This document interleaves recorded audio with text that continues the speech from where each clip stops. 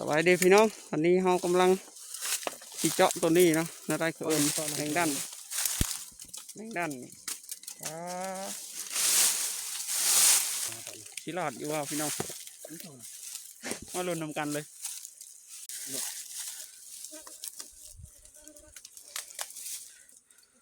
น้ำผึ้งเดือนห้า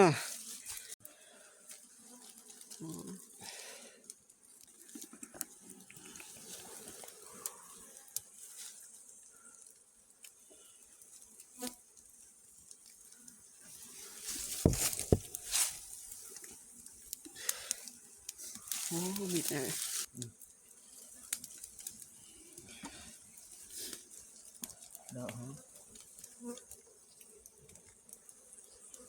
ก็ดูจับได้ต่อได้เนาะ น้อย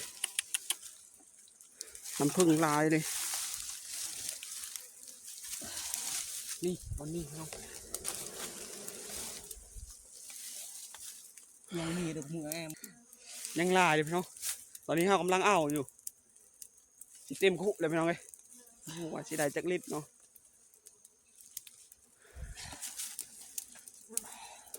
ป้าเต็มคุเลยพี่น้องป้าพี่น้องน้ำผึ้งเดือนห้า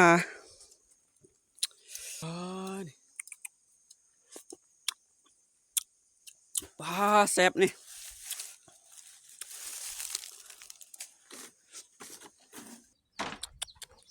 ตอนนี้เรากำลังสีแบ่ง3 คน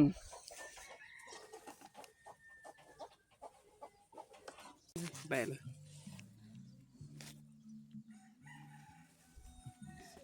นางจูเอ้ย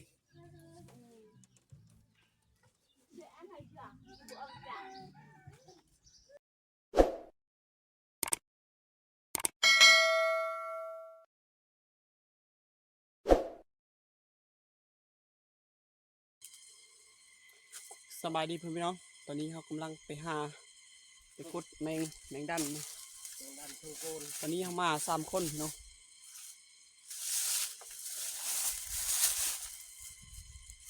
ไปหับสมกันเลยพี่น้อง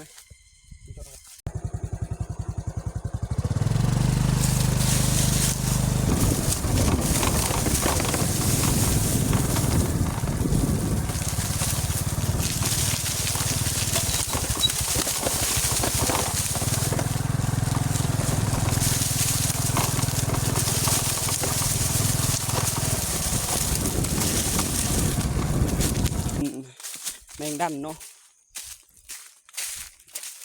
น่าจะแถวๆนี้พี่น้อง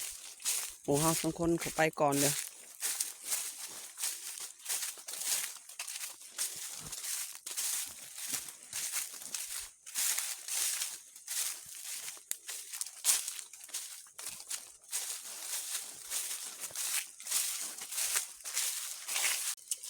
สบายดีพี่น้องตอนนี้เรากำลังสีเจาะตัวนี้เนาะน่าได้คือแมงดันนี่น้ำผึ้งเดือนห้าพี่น้องเอ้ยเดือน4อยู่เป็นเดือนห้านี่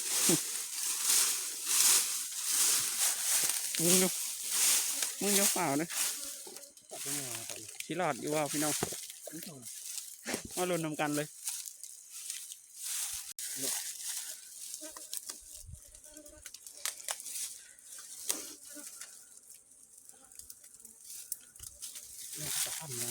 นี่เลยจะอยู่บ่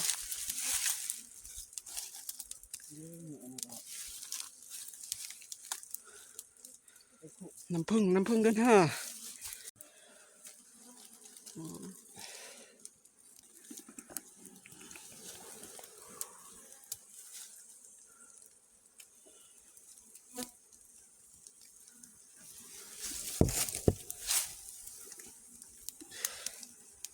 โอ้มิดแน่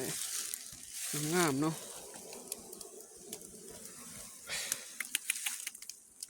đợi đi kìa như cắt con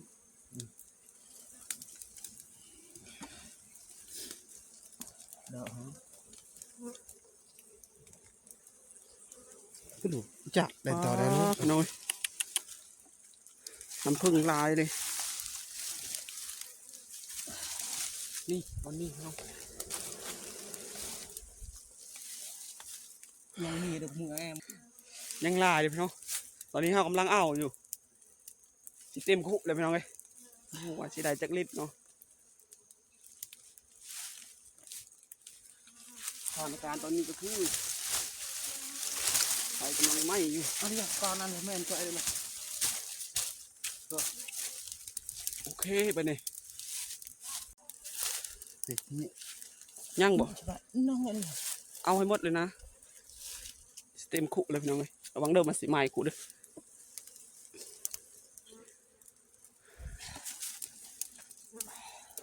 ป้าเต็มคุเลย น้อ พี่น้อง งเลย อาปัดเลยฮะ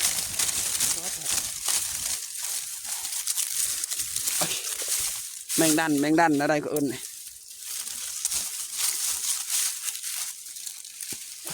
โอ้ยังหลายเลยพี่น้องเลย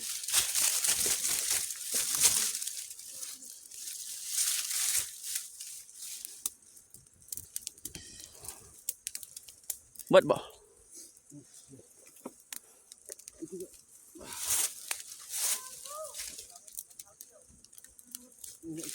ผู้นั้นบ่ได้เฮ็ดผู้นั้นมีแต่ยืนชื่อ อย่ามา ๆเอาสองคนนี้เป็นผู้เอาไปเอาก่อนจับไปเนาะพี่น้องน้ำพึ่งเดือน5นี่ปลาแซ่บนี่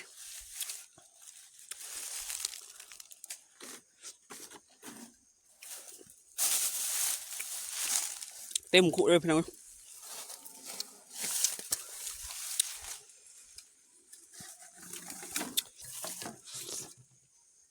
เบี้ยดอกอันเนาะ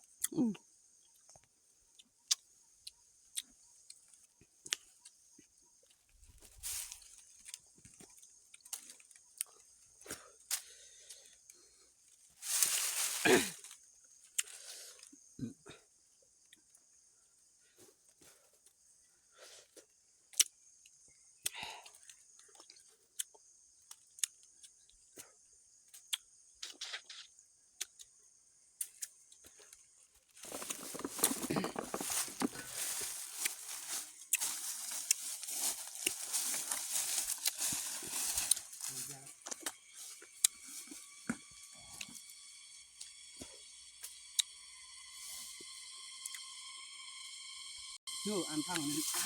โดนแล้ว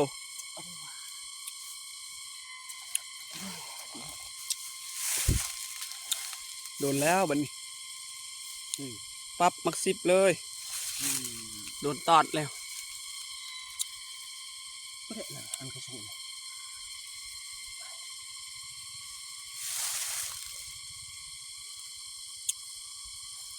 นี่นะหมดลาย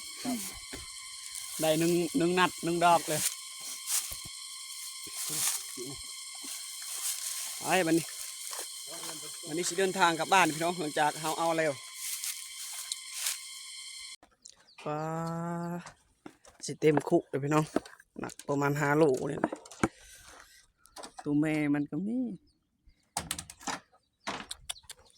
ตอนนี้เรากำลังสีแบ่ง3 คน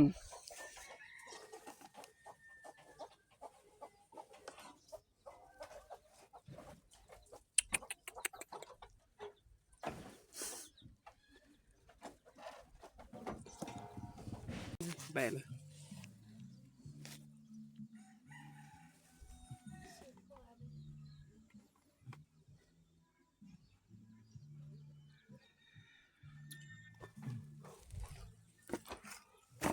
3 คน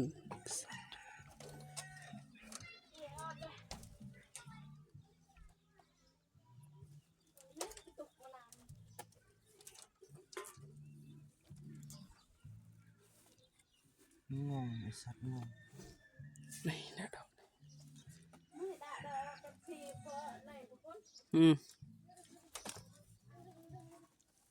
นางจูเอ้ย